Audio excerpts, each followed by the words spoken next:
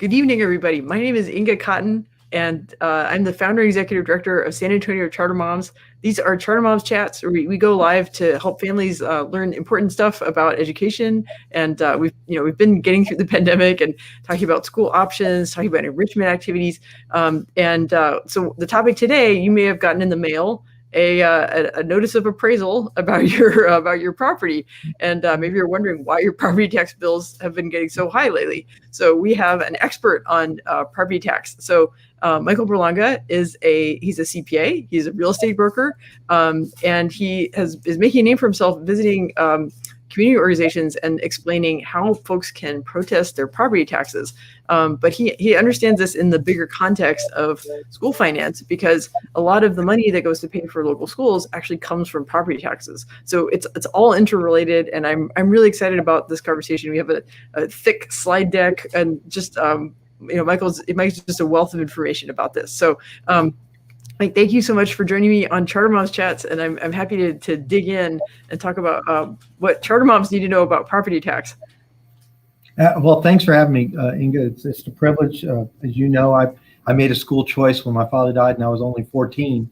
And I said, is it public school? Because unfortunately, there wasn't charter schools at the time. I'm 61, and I said, or do you want me to be a priest? Because I was in a seminary, and God made the choice for me. I got a scholarship to Central Catholic, from which I graduated, as I like to say, with the dumbest class in Central Catholic history, because I graduated top of the class after 3 years. So clearly, it wasn't the smartest group, but hopefully, that gives you some perspective of how much I appreciate that you're helping so many people make a smarter choice for their particular children. That without maybe these kinds of conversations, they wouldn't know what charter schools are all about. Yeah, thank you. Yeah, I know school choice is close to your heart. Let's see. Okay, so I've got the slide decks on the screen, and let me tab ahead.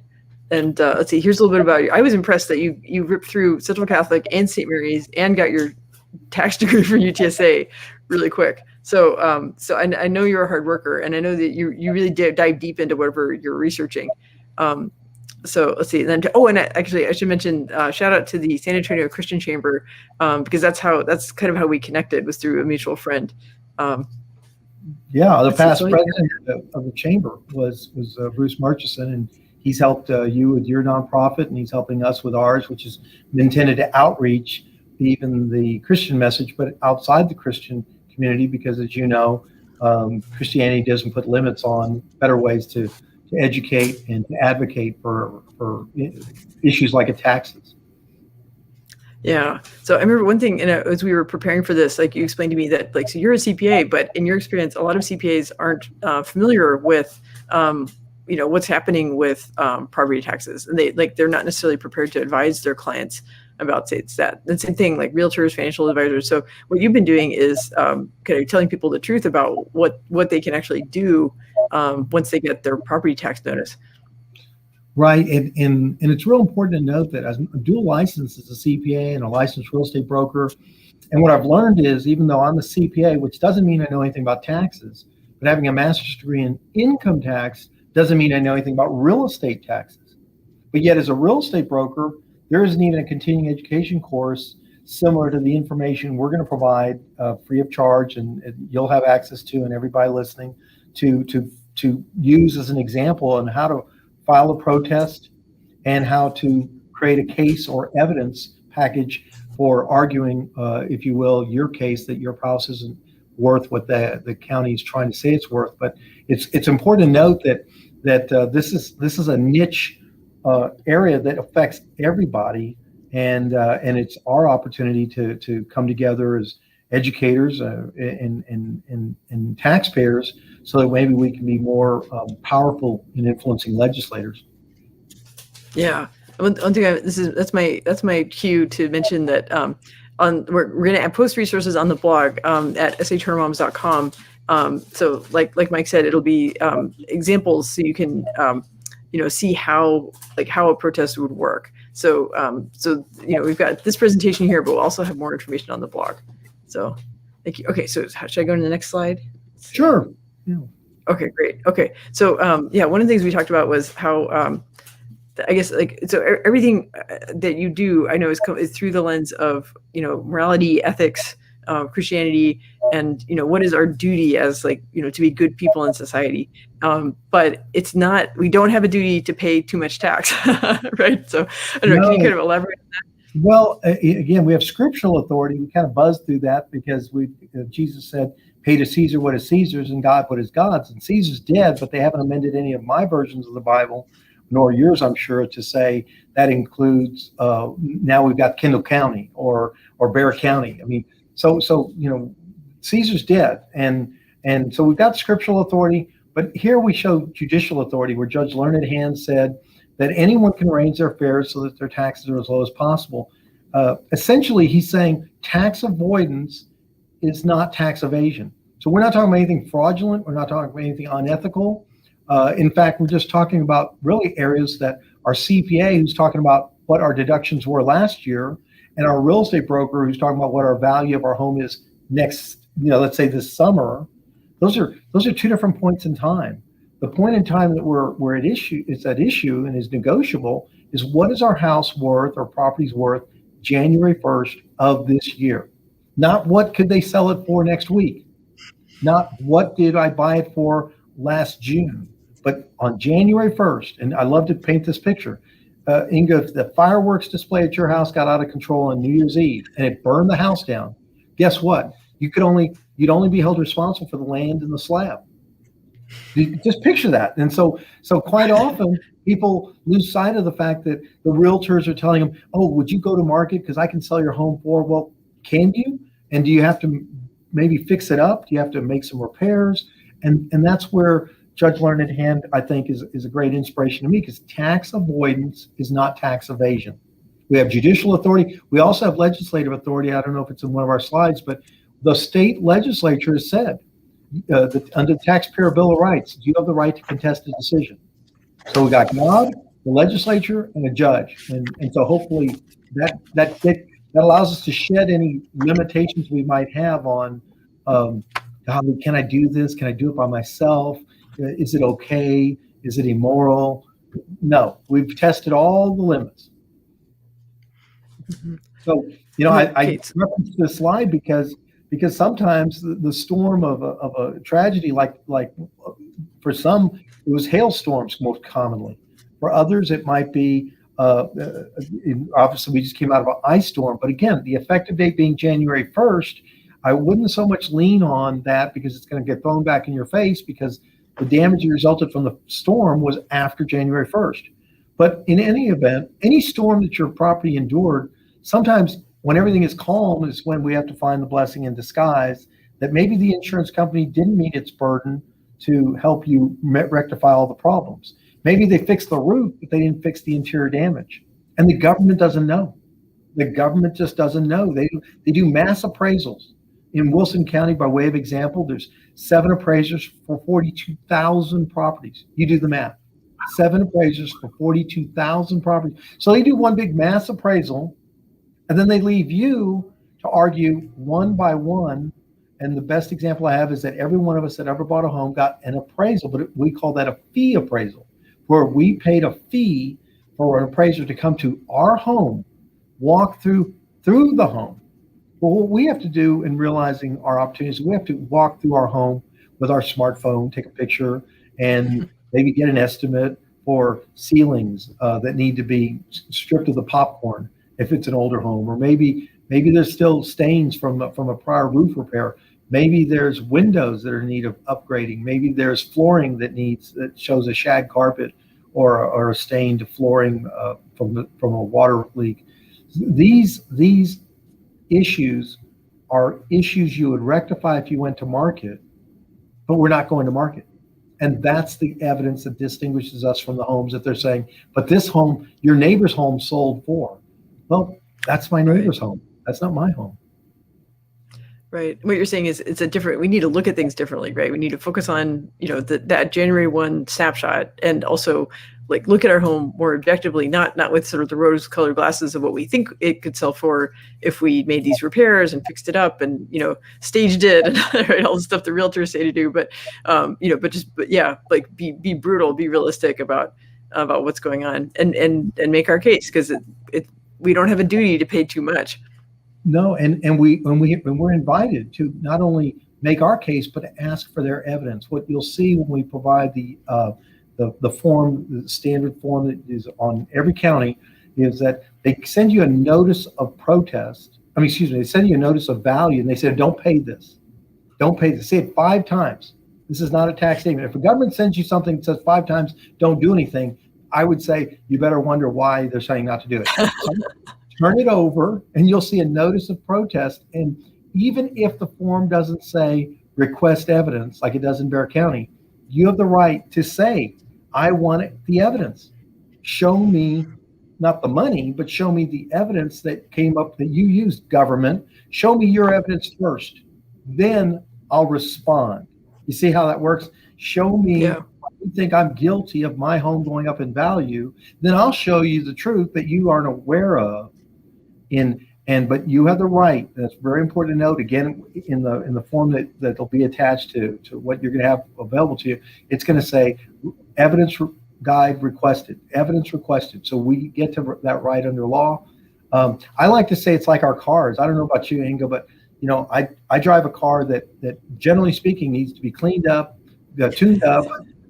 It's not ready for me to drive to the dealer right now. When we get off this program, I'm not ready to go to the dealer and trade it in. Our homes are the same way. They're not ready for trade-in. And I also like to say, maybe our homes are where our heart is, but our house isn't ready to trade in. How about that? Yeah. Oh yeah. I remember the last time I traded in a car, when I actually brought it in, they're like, "This is what you're trading in?" I'm like, "Hey, it's the mom taxi. It got we used it up." Yeah. Yeah. Okay. Yeah. Okay. So I wanted to move on. This is the property tax opportunity overview. And so these are we want to, part of our mission for SA Charter Moms is advocacy and civics, and helping people understand the context where these things are happening. Like, they may not know that. And so actually, charter schools, as an aside, charter schools get their funding directly from the state. But when it comes to local, ISDs, a lot of their resources are actually coming from the property taxes of the houses and the businesses in that district. So take it away.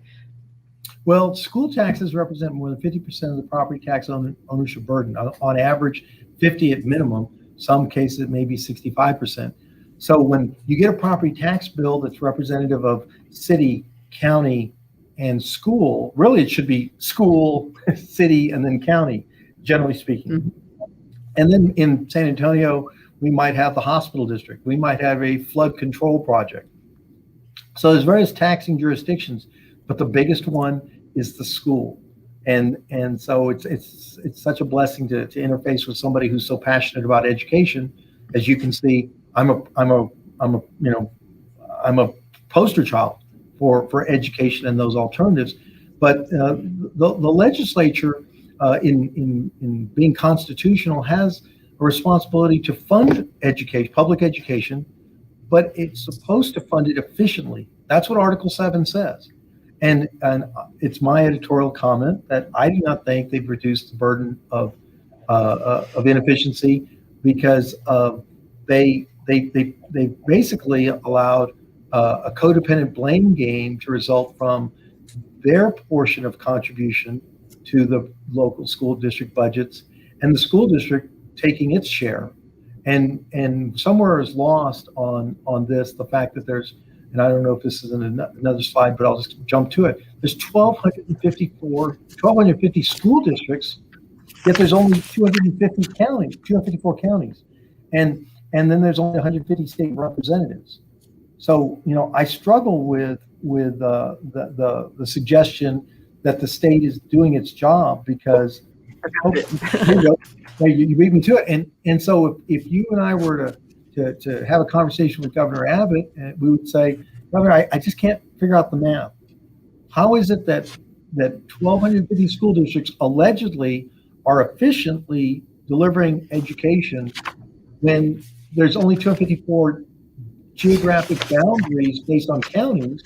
So if we're going to distribute the money based on the efficiency of geography, there's 254 counties. If we're going to do it based on representative population, there's only 150 state reps. So, pick your poison, but it seems like at the very least we're 75% inefficient, maybe up to 80 something inefficient in excess administration. And there never could be a better time than coming out of COVID, where we all had to learn how to virtually educate since the longest spring break in history for some. And now we're finding ourselves not asking the question, well, wait a minute, why aren't we virtually administering? Because in Wilson County, by way of example, we've got 4 school districts, and nobody's asking, I'm asking the question, why can't we consolidate those 4? In Bexar County, we have 17. Now, I'm not suggesting that every county should only have 1 school district. That's maybe one theory. But in Harris County, which is considered one of the most challenged counties in terms of achieving academic output or production, they have 1 school district. And so I don't hold up Harris County as being the model of efficiency because the result is anything but successful. But I also don't look at 17 school districts in Bexar County as being representative of anything but wealth discrimination that was proven in the courts. Right. Yeah, there's so much to this history, and it's something we've touched on the blog. But I feel like there's just so much more that we could talk to about this. Actually, I'm going to jump back to another slide. That can you comment on this one? I know I'm taking them out of order, but I think this kind of flows to what you were saying. Okay. Yeah, and I'm following your lead, so hopefully everybody's following that. This is just a real conversation. This is not a lecture, but Senate Bill 2. Allegedly seeking to protect us from property tax burden growth, not eliminating the burden, not providing immediate relief, but allegedly it was going to 2 years ago, not this session, 2 years ago, it was going to limit local government growth to 2.5% and 3.5% of certain size cities, counties, and school districts. But what happened? Thanks to COVID, we said that last year. Thanks to COVID, this bill didn't get implemented, had that exclusion. So the mad dog, perhaps you know the theory, the mad dog gets 1 free bite because nobody knows the dog's mad till it bites someone, right? And so the big bad dog of government has not only had 1 bite when they realized, oh my goodness, Senate Bill 2 is coming, they got another bite because the legislature only meets once every 2 years. And now we're going to be on bite number 3. And I don't know when it's going to end. But we clearly have not gotten relief. We've gotten some reduction in growth to be seen in the future. And I hope that I said that precisely, that even Senator Betancourt would say, that's pretty much what we didn't accomplish. And I say that respectfully, because he led the effort. Senator Betancourt is the author of Senate Bill 2. He is he's in the property tax protest business, and he hasn't eliminated property tax. He hasn't eliminated school tax. He's just taken issue with local cities and counties having budgets that went way in excess of inflation. Right. Yeah. I think you make a really good point that 2 years ago we were promised a dramatic change. It's not as dramatic a change as it was presented as. That right? Yeah, you said it's not a reduction. It's a slowing the rate of growth. So it's not even stop. it's a matter of degree, and as you said, it's kind of delayed because of COVID. So, which I think what this leads into is okay, so we can't wait for the Texas Senate to rescue us. That we need to kind of take matters into our own hands as taxpayers and file a protest, right? So, but a lot of people don't do that, and that's what you're trying to raise awareness of, and that I want our community to know about. Yeah, I would hope that everybody that's on this blog or is listening to you, anybody that is within earshot that can tell their neighbors and their family, 80% of taxpayers in Bexar County don't protest. That's a record low. It was 85 the year before. In Wilson County, I learned it was 95%. And now we've awakened the sleeping giant. I mean, literally 300 people gathered last Saturday night in person. In person, 4,000 people were on a live stream thanks to the Wilson County News. In Wilson County, a county of 42,000 taxpayers.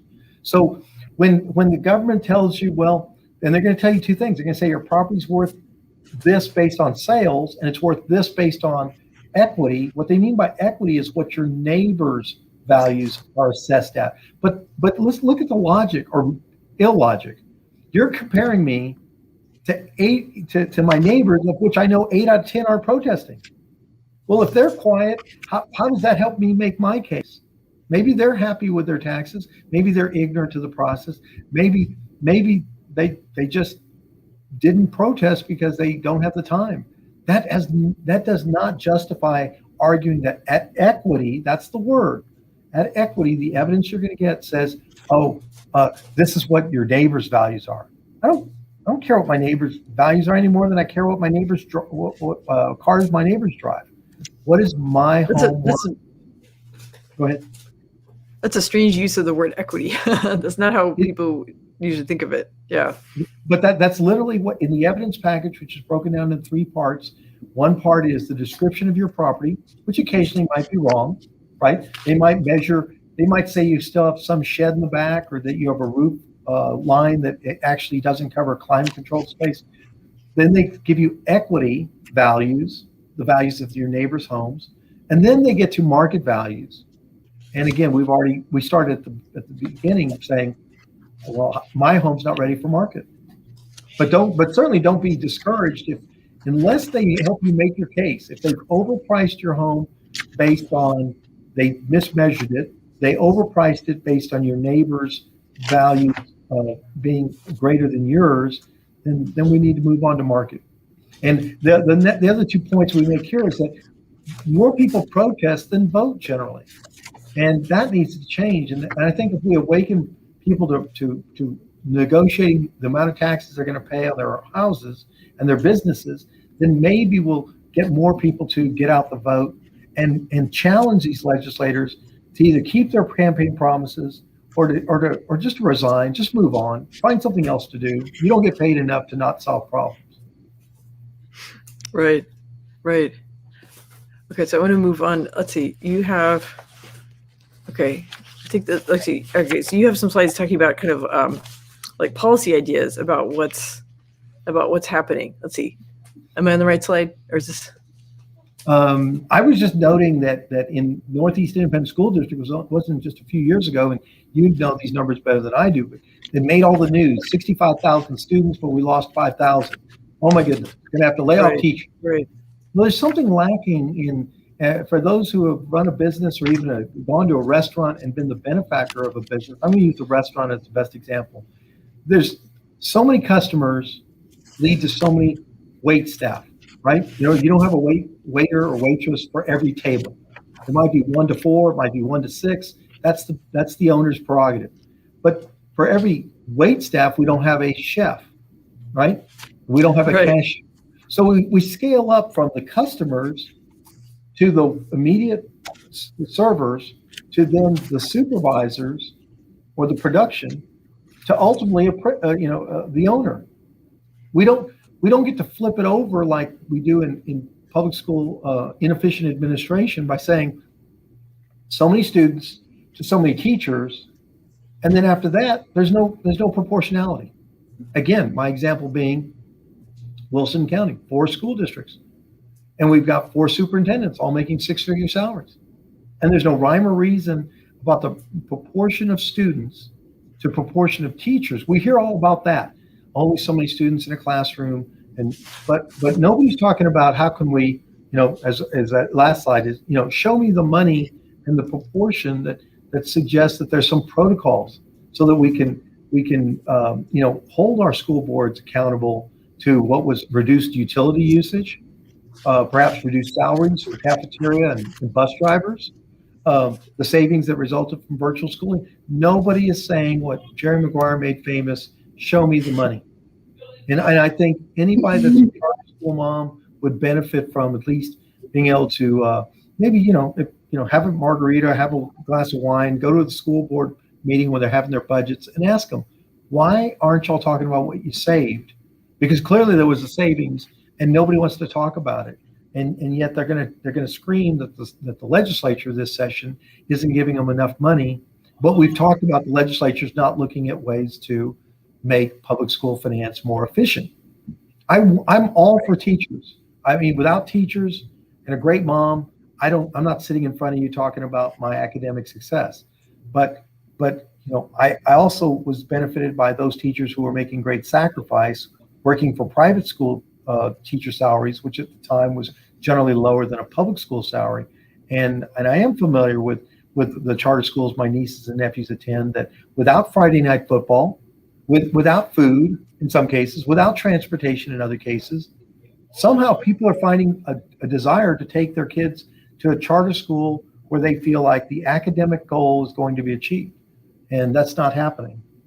So this Hoover Dam solution comment is heavy on my heart. I went to Vegas. I don't gamble, so I went over to the what they called originally the Boulder Dam, but was renamed the Hoover Dam because the Secretary of Commerce at the time, who went on to become president, came and brought the states of Colorado and California and Arizona, a few states together, and said, if we dam up the Colorado, we will control downstream flooding, and we'll create hydroelectric power, which would then, do two things, right? We could irrigate, we can maintain land, and we have a source of power. And in the same manner, why can't charter schools be the Hoover Dam solution to taxes? Why can't we reclaim the use of all this excess funding that is inefficiently, at least to my math, being used for excess administration, and stop this flooding, and instead use that to manage the power that we have in I think the charter schools' response to, we're all about the students and the teachers and the output. I mean, and the result is better educated students that have more opportunity at the next level. Yeah, I think this analogy is really important. I remember when we were preparing, you were explaining this to me, it helps to understand like why having charter schools in the mix of like public education and all the choices that are available to families, but in addition to the ISDs, having the charter schools out there, because they have more flexibility, they operate differently, they show higher efficiency in some cases, and it puts pressure on other schools to perform and show what are they doing with the resources that they get, and changing the mix of charter schools and traditional public schools in terms of where students are going for public education. It has the power to transform how school finance. It's going to put pressure on the school finance system, and we're going to need to do a deeper think about how we're doing. And actually, I think that was a slide that I might have skipped over. And maybe I can go back to, you were talking about why do we use property taxes to pay for schools? And I'm going to go back to see if I can find that slide again. Let's see. Wait, am I on the right one? Sorry. Here we go. Okay. Yeah. So tell me about that. This is something I don't hear a lot of people talk about, but I think it's a really good question. Why are we using property taxes? And is there, what alternatives should we look at?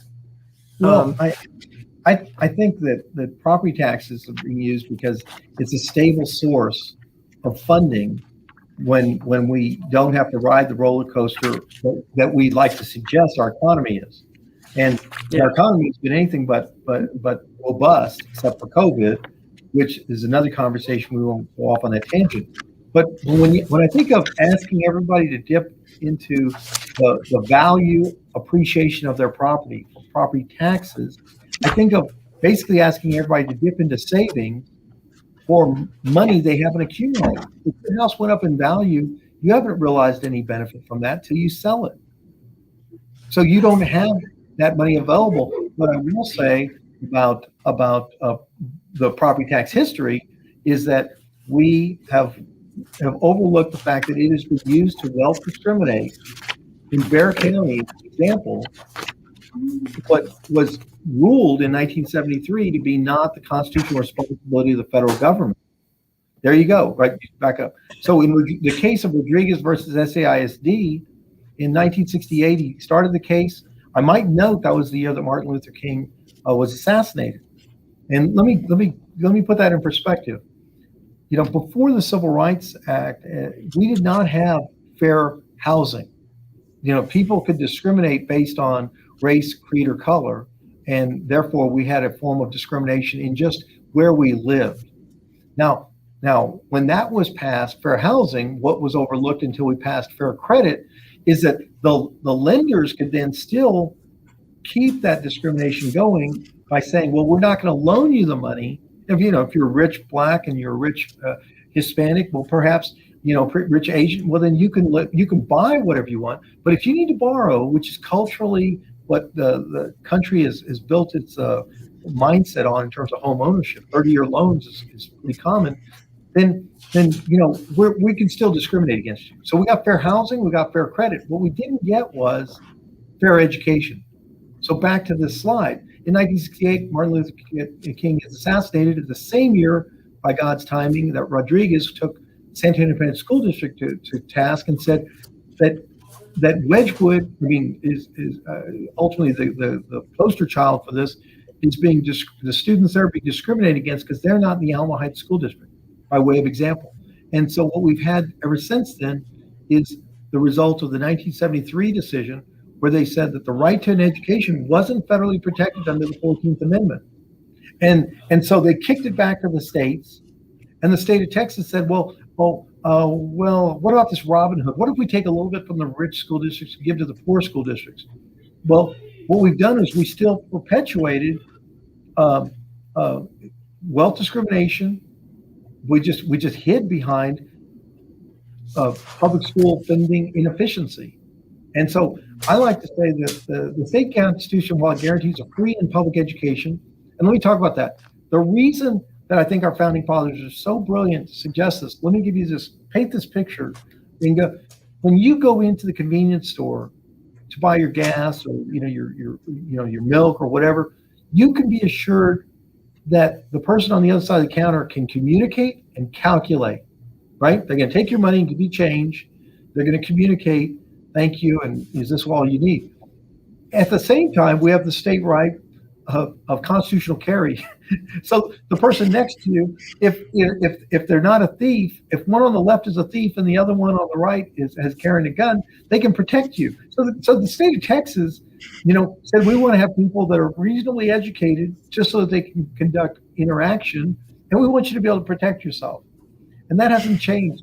But I think the state is wrong to do right, to not do right by efficiently funding education because we're at a point where the Robin Hood Act may be lawful, but I think it's awful that we haven't addressed these fundamental issues that I think the state of Texas has abdicated in being responsible, as in the first item here.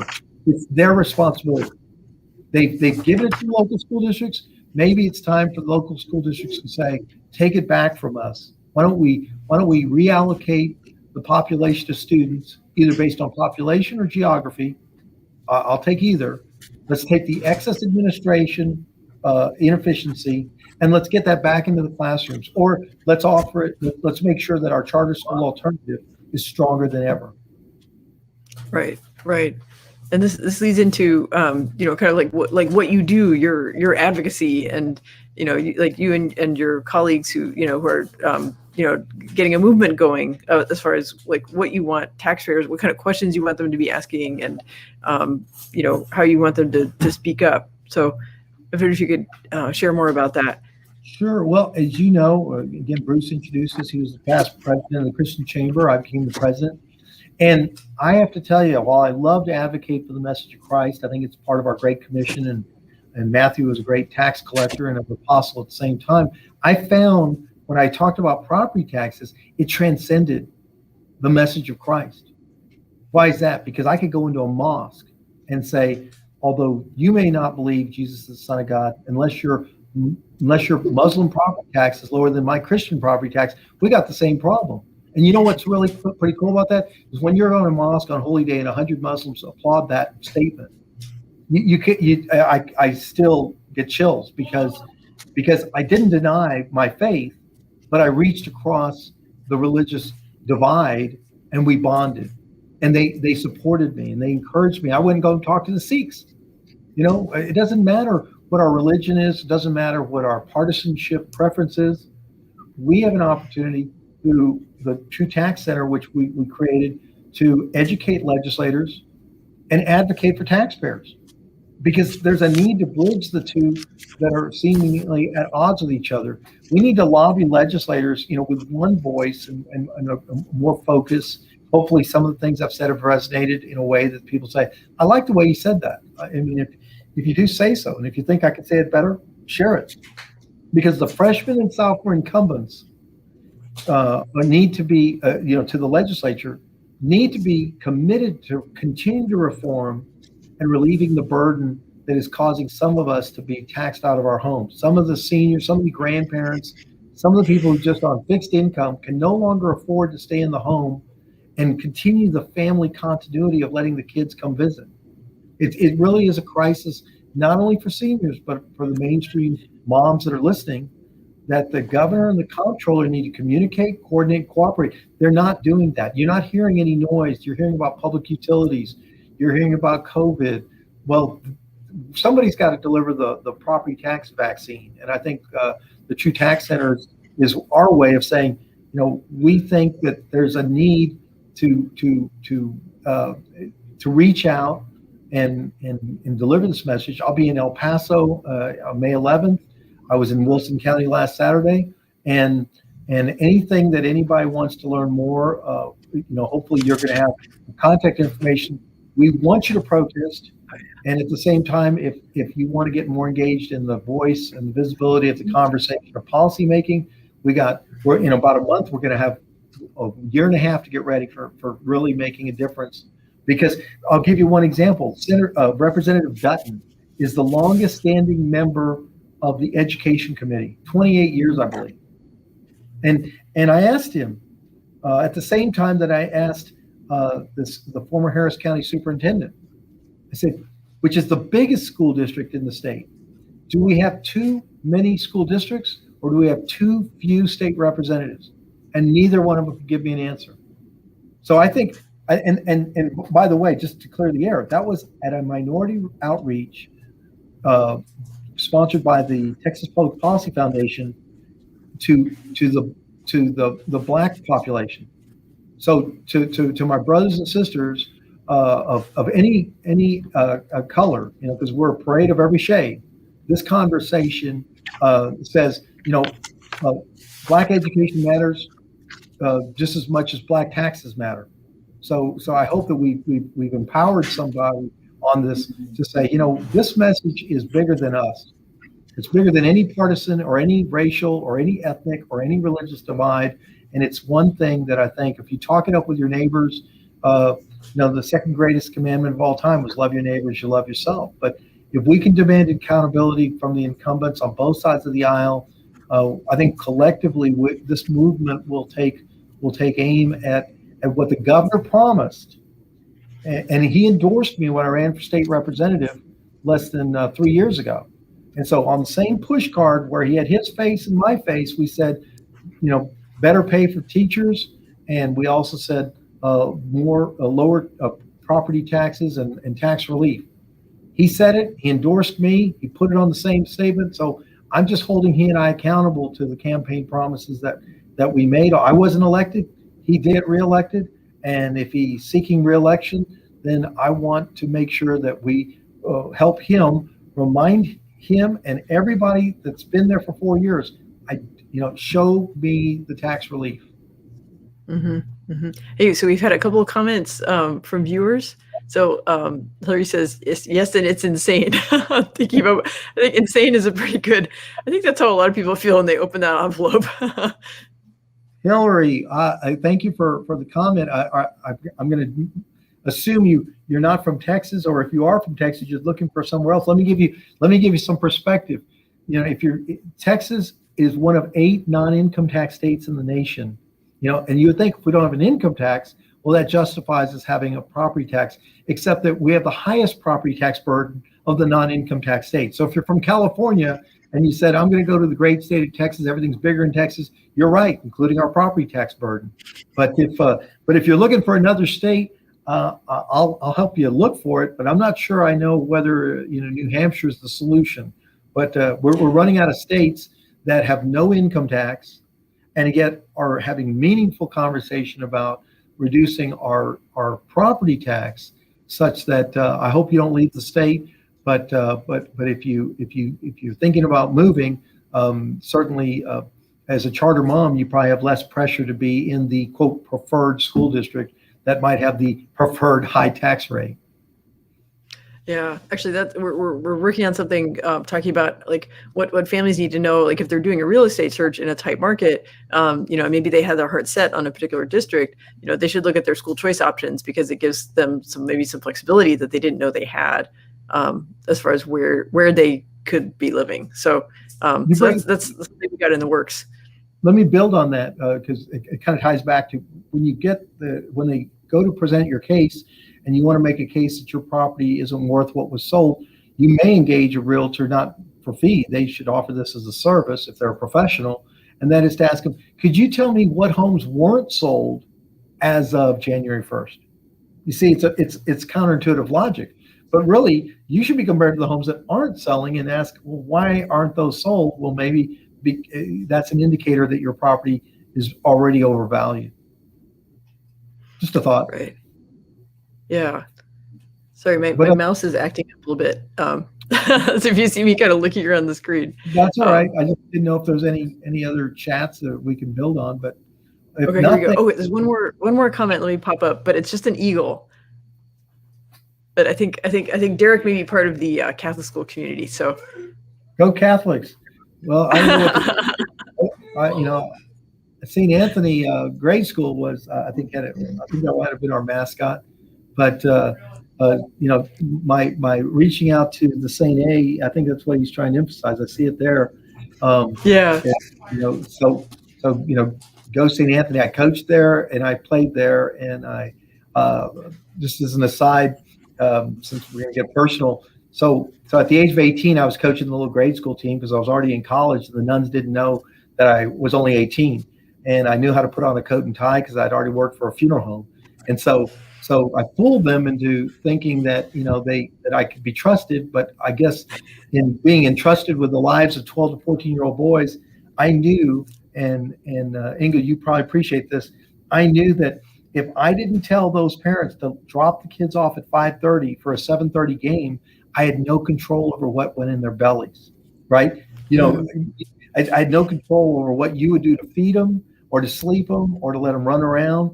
So I said, would you please drop them off at 5:30 because we're going to go to church. And they would ask, well, Mike, Coach, do we pray? What are we praying for? Are we praying that we win? I said, no, because I didn't want them to be disappointed, right? I mean, why do you want to shatter some 14-year-old child's relationship with God that if they pray to win and they lose, what was God listening to? But the humor in all this was that we won 20 out of 21 games by an average of 20 points a game. We're the smallest team in the league. The only game we lost was the game where we couldn't find a mass to go to. And I always like to tell them, I said, just pray that you won't get hurt, that you're well prepared, and God had the last laugh because years later, and I say this to all the teachers out there and the people who are teaching as charter school moms, you probably feel like you're a co-teacher, but I think it was approximately 22 years later, one of the young men who was the last player to make the team, I put him through a lot of grief, 5 hours of tryouts just to make him set a standard. He said, what I learned on the basketball court may not have made me the best basketball player, but he said I was the worst player on the team, and I was concerned. I thought, oh my goodness, was he an alcoholic? Is he turned to drugs? He's just so self-deprecating. And he went on to say, but it helped me in other areas of my life. And so I calmed down. And then I looked on his Facebook page and I realized he went to Harvard and he's a chief deputy in the Department of Justice. So what I'm sharing with you is that if that's my worst basketball player, no wonder we won all those games, because we had a smart team, and it's okay to challenge your children in the name of Jesus Christ, in the name of accomplishment. Yeah, well, that's a great reflection. And Derek, thank you for your comment, because that sparked a great story from our guest. So yeah, so and the contact info was on the page there. It's he's got his email address. It's michael@renow.net. So it's RE-NOW.net. And he says he welcomes your questions. And if I was searching around on Facebook. I mean, that event at Wilson County was a huge turnout. And I know you're out and about, sharing this message. And so I'm really glad you could, stop by, Charter Moms Chats and share with our audience as well. Well, and in a little background, because I know these days, since we've all been cooped up and everybody's trying to sell their advice, and so I don't have any employees. I'm in a building that's managed by that I manage for a California investor, and I get to use the vacant space. So I'm not here to upsell. If you should email me, just put PTP, meaning property tax protest, in the subject line, put address and property ID number, and send me whatever it is. And then I'll try and interact with you that way. I will help anybody I can help, and for free. And occasionally, if you'd really, really talk me into it, I might let you be charged a fee. But I don't need that kind of work at this point in my life. I'm a licensed real estate broker. I help people with IRS problems. That's the bulk of my profit-centered activities. This is just a passion. Yeah. I mean, I think the reason Bruce connected us was that he saw in you and me both this need to advocate and this need to spark conversations with our neighbors about topics that sometimes people shy away from. But if we don't have these conversations, we're not going to make change, and we're not going to be able to hold our elected officials accountable for some of the promises that they've made. Well, and I think we're running parallel tracks, because property taxes and education, I mean, we've now helped people understand that when they got that bill, many people don't understand. More than half of it's going to property taxes, and if we've got this whole state of Texas convinced that they're supposed to fund, it's all for the kids, then I think we deserve to have our place, as you have taken the leadership role in saying, well, if it's all for the kids, then let's talk about how we're really impacting on the kids. And God bless the charter moms. I know my nieces and nephews are avid charter school students, and I know people who are struggling with that without that alternative, they'd only have to be blessed like I was with a scholarship to maybe avoid going to an inferior school system. Yeah. Well, so I want to remind folks again, we're going to Mike's got a set of resources of an actual example of how the protest works. And so we're going to have that up on the blog. And it's been a great conversation. I feel like there's just so much to talk about, but I'm really grateful for your slides and all your stories.